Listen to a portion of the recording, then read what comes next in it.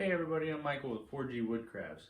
Wanted to let you know what this channel is going to be about, a little bit of background how I got started in woodworking, and what I'm going to be providing on this channel. So I came up with a name for 4GWoodcrafts because I have 4 daughters, so 4 girls, and I make woodcrafts. Started about 3 years ago. Needed to make a bed for my oldest daughter, and all I had was a skill saw. So I ended up making a full queen size platform bed for her, and got hooked from there. So started buying more and more saws, more and more tools, and as you can see, I've got a lot of stuff in my garage. Most of the time there's a car parked here too.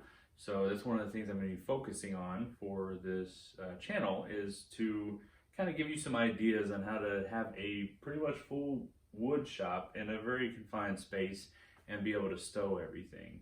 I have several different saws, a CNC machine, planer, joiner, all kinds of stuff. So I'll be going over each one of those individually in short videos, tell you how I built the stands for everything, the enclosure for my CNC machine, and just give you some basic ideas of that.